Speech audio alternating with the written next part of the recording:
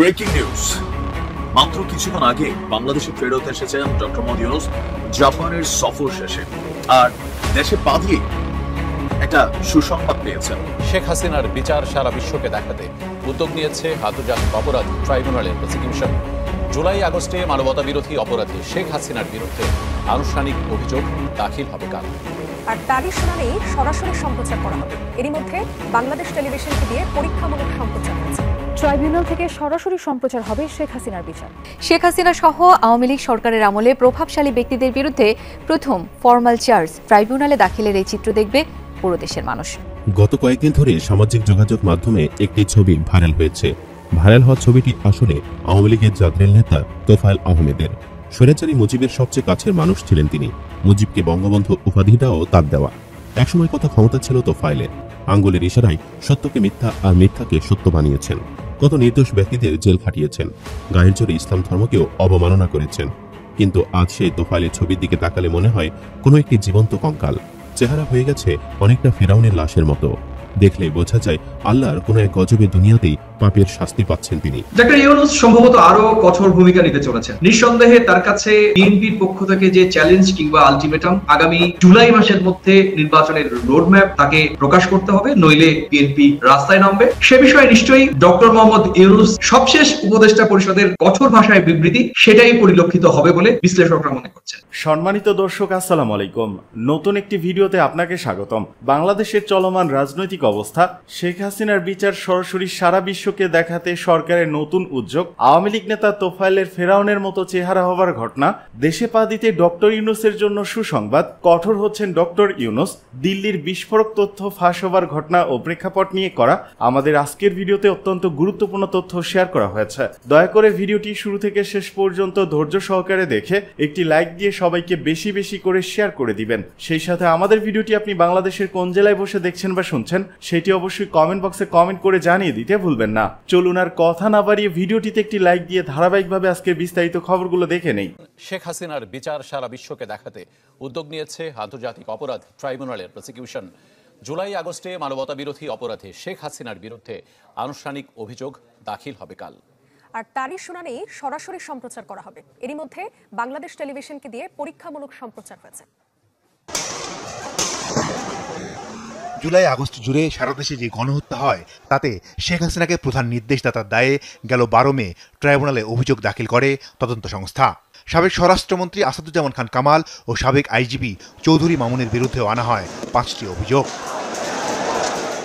আন্তর্জাতিক গুম সপ্তাহ উপলক্ষে মানবাধিকার সংগঠন অধিকারের এক সেমিনারে চিফ প্রসিকিউটর জানান, জুলাই আগস্টের মানবতা বিরোধী অপরাধের মামলায় শেখ হাসিনার বিরুদ্ধে রোববার আনুষ্ঠানিকভাবে অভিযোগ দাখিল করা হবে। ডিসেম্বরের মধ্যে হত্যাযজ্ঞের বিচারে দৃশ্যমান অগ্রগতি হবে বলেও জানান তিনি। যে গুম, বাংলাদেশে মানবতা বিরোধী অপরাধ এবং আয়নাঘরের জন্ম, যে সংস্কৃতি যার কারণে হয়েছিল, যে একজন ব্যক্তিকে ক্ষমতায় রাখার জন্য এত কিছুর আয়োজন করা হয়েছিল, কালচারে পরিণত করা হয়েছিল, সিস্টেম ডেভেলপ করা হয়েছিল, সেই অপরাধের যিনি নিউক্লিয়াস, তার বিরুদ্ধে আনুষ্ঠানিক অভিযোগ ইনশাল্লাহ আগামীকালকে আমরা দাখিল করতে যাচ্ছি এবং আশা করছি আগামী ডিসেম্বরের মধ্যে বিচারের ব্যাপারে বাংলাদেশ এক উল্লেখযোগ্য অগ্রগতি দেখতে পাবে। এদিকে প্রসিকিউশন জানায়, শেখ হাসিনার বিরুদ্ধে আনুষ্ঠানিক অভিযোগ দাখিলের পর যে শুনানি হবে তা বিটিভির মাধ্যমে সরাসরি সম্প্রচার করতে চায় প্রসিকিউশন। শনিবার বিকেলে পরীক্ষামূলক সম্প্রচারও সম্পন্ন করেন তারা। রোববার ট্রাইব্যুনালের অনুমতির অপেক্ষায় প্রসিকিউশন। এ মামলায় অভিযোগ আমলে নিলেই কাল বিচারের আনুষ্ঠানিকতা শুরু হবে শেখ হাসিনার বিরুদ্ধে। এটি হবে দেশের ইতিহাসে প্রথম কোনো বিচার যেটি সরাসরি সম্প্রচার করা হবে টেলিভিশনে। উক্ত ফরমাল চার্জের উপর শুনানির প্রসিডিংসটি যেন সরাসরি সম্প্রচার করা হয়, তার প্রেক্ষিতে আমরা আন্তর্জাতিক অপরাধ ট্রাইব্যুনাল আইন 1973-এর 9 ধারা মোতাবেক ট্রাইব্যুনাল বরাবর আবেদন করব। ট্রাইব্যুনাল যদি আমাদের আবেদন মঞ্জুর করে সরাসরি সম্প্রচারের অনুমতি প্রদান করেন, তবে ট্রাইব্যুনালের নিজস্ব ওয়েবসাইট অথবা ট্রাইব্যুনালের ইউটিউব পেজে আগামীকালকের প্রসিডিংসটি সরাসরি সম্প্রচার করা। বাংলাদেশ টেলিভিশনের পক্ষ থেকেও আগামীকালকের প্রসিডিংসটি সরাসরি সম্প্রচার করা। এটি হবে দ্বিতীয় কোনো মামলা যার আনুষ্ঠানিক অভিযোগ দাখিল হবে ট্রাইব্যুনালে। গত কয়েকদিন ধরে সামাজিক যোগাযোগ মাধ্যমে একটি ছবি ভাইরাল হয়েছে। ভাইরাল হওয়া ছবিটি আসলে আওয়ামী লীগের জাদরেল নেতা তোফায়েল আহমেদের। স্বৈরাচারী মুজিবের সবচেয়ে কাছের মানুষ ছিলেন তিনি। মুজিবকে বঙ্গবন্ধু উপাধিটাও তার দেওয়া। একসময় কত ক্ষমতা ছিল তোফায়েলের। আঙ্গুলের ইশারায় সত্যকে মিথ্যা আর মিথ্যাকে সত্য বানিয়েছেন। কত নির্দোষ ব্যক্তিদের জেল খাটিয়েছেন, গায়ের জোরে ইসলাম ধর্মকেও অবমাননা করেছেন। কিন্তু আজ সেই তোফায়েলের ছবির দিকে তাকালে মনে হয় কোনো একটি জীবন্ত কঙ্কাল। চেহারা হয়ে গেছে অনেকটা ফেরাউনের লাশের মতো। দেখলেই বোঝা যায় আল্লাহর কোনো এক গজবে দুনিয়াতেই পাপের শাস্তি পাচ্ছেন তিনি। তোফায়েলের অপকর্ম নিয়েই আলোচনা করব আমাদের এই ভিডিওটিতে। বিস্তারিত জানতে ভিডিওটি না টেনে শেষ পর্যন্ত দেখতে থাকুন। তোফায়েল সাহেব নিষিদ্ধ ঘোষিত আওয়ামী লীগের সাবেক নেতা। অস্বীকার করার কিছু নেই যে তোফায়েল পরিপক্ক, অভিজ্ঞ, ঝানু রাজনীতিবিদ। জীবনের এক নির্মম দিন অতিবাহিত করছেন। মৃত্যু সজ্জায় দাঁড়িয়ে একটু ইসলামী আন্দোলনের ছাত্রনেতা আব্দুল মালিককে ফিল করেন তো। চোখ বন্ধ করে একবার ভাবুন তো কি অন্যায় ছিল মালিকের, কি কারণে তাকে শেষ করলেন। ভেবে দেখুন তো মালিক ভাইয়ের কি অপরাধ ছিল। আজকে তরুণ প্রজন্মকে বলছি, ভয়াবহ এক ইতিহাস শুনুন। 1969 সাল। তোফায়েল আহমেদ তখন ডাকসুর ভিপি। তৎকালীন পূর্ব পাকিস্তানের শিক্ষা ব্যবস্থা কি হবে এই বিষয়টি নিয়ে ঢাকা বিশ্ববিদ্যালয়ে একটি সেমিনার অনুষ্ঠিত হয়। উক্ত সেমিনারে ঢাকা বিশ্ববিদ্যালয়ের মেধাবী শিক্ষার্থী, জনপ্রিয় ইসলামী আন্দোলনের ছাত্রনেতা আব্দুল মালিক ইসলামী শিক্ষা ব্যবস্থার পক্ষে বক্তব্য দেন। উক্ত সেমিনারের অধিকাংশ শিক্ষার্থীদের করতালির মাধ্যমে আব্দুল মালিকের বক্তব্যকে সমর্থন করে। উক্ত সেমিনারে মালিক ভাইয়ের বক্তব্যের বিরুদ্ধে বক্তব্য রাখেন ইসলাম বিদ্বেষী তৎকালীন ছাত্রলীগ বাম সংগঠনের নেতারা। তারা ইসলামী শিক্ষা ব্যবস্থার বিপক্ষে বক্তব্য রাখেন। তাদের দুর্বল যুক্তি মালিকের যুক্তির কাছে হেরে যায়। তখন তারা নতুন ফন্দি আঁটল। 12 আগস্ট 1969 সালে তারা শিক্ষা ব্যবস্থার উপর আরেকটা সেমিনারের আয়োজন করে। উক্ত সেমিনারে আবার পক্ষে বিপক্ষে মতামত উপস্থাপন করা হয়। আব্দুল মালিকের যুক্তির কাছে আবার ইসলাম বিদ্বেষীরা হেরে যায়। তারা তখন মারাত্মক চক্রান্ত করে। শহীদ আব্দুল মালিক যখন সেমিনার শেষ করে বের হন, তখন এই তোফায়েল আহমেদের নেতৃত্বে একদল সন্ত্রাসী শহীদ আব্দুল মালিকের উপর আক্রমণ করে। তারা শহীদ আব্দুল মালিককে লাঠি, হকিস্টিক এবং ইট দিয়ে তার মাথা থেতলিয়ে দেয়। তারপর তারা আব্দুল মালিককে মৃত ভেবে রেখে চলে যায়। তখন তার অন্য সাথীরা এই খবর শুনে দৌড়ে আসে। তাকে তাৎক্ষণিকভাবে হসপিটালে নেওয়া হয়। ডাক্তার তাকে তৎকালীন পশ্চিম পাকিস্তানে উন্নত চিকিৎসার জন্য পাঠিয়ে দেন। সেখানে আব্দুল মালিক 15 আগস্ট 1969 সালে শাহাদত বরণ করেন। তারা শহীদ মালিককে শেষ করার মাধ্যমে ইসলামকে, ইসলামী শিক্ষা ব্যবস্থাকে ধ্বংস করতে চেয়েছিল। এমন হাজারো মেধাবী মালিকের হত্যার পেছনে লুকিয়েছিলেন এই তোফায়েল গঙের মতো সন্ত্রাসীরা। এক্ষুনি তোফায়েল অনেকের গুরু, অনেকের আদর্শ, অনেকের বাহুবল ছিলেন। আজ তিনি নিজে জীর্ণ শীর্ণ, বলহীন, হতভম্ব। শুধুমাত্র সময়ের অপেক্ষা মাত্র। মহাজাগতিক সময়ের কাছে এই পৃথিবীর সময় মহাসাগরের জলরাশির তুলনায় একটা সূচির আগায় জমে থাকা জলের থেকে নগণ্য। অথচ এই অতি ক্ষুদ্র সময়ের নিজের ক্ষমতা জাহির করার জন্য কত কিছুই না করে চলেছি। কতজনের হক নষ্ট করেছি, কতজনের গোটা জীবনটাই নষ্ট করে দিয়েছি। আজ পড়ন্ত বিকেলে হয়তো একে একে সবকিছু মনে পড়বে, কিন্তু কিছুই করার থাকবে না। তখন সামনে থাকবে শুধু অসীম একাকিত্ব আর সীমাহীন অন্ধকার। সবাইকে একবার হলেও তা ভাবা দরকার। শুধু তোফায়েলের না, মৃত্যু সবার জন্য অবধারিত। একটা কথা না বললেই নয়। সে সময় কি 71 ইস্যু ছিল? ছিল না। আসলে আওয়ামী লীগ হল সে গোড়া থেকে ইসলাম বিদ্বেষী। সেই ইস্যু এখনো বামপন্থীরা ধারণ করে তাদের কার্যক্রম চালাচ্ছে। কিন্তু তারা তো চালাবেই। কিন্তু দুঃখ হলো বিএনপি একটি ডানপন্থী দল হওয়ার পরেও কিভাবে বামপন্থীদের শেল্টার দেয়। এরা কি তোফায়েলের মতো বয়সে পৌঁছাবে না? জনাব তোফায়েল আহমেদ, এই নামটা কত বড় মাপের সেটা যারা বাংলাদেশের ইতিহাসের খোঁজ খবর রাখেন তারাই ভালো জানেন। ফেসবুক থেকে যতটুকু জানা যায়, তিনি এখন আর কাউকে চিনতে পারেন না। নিঃসঙ্গ এক জীবনের অধিকারী, এক সময়ের প্রভাবশালী এই নেতা।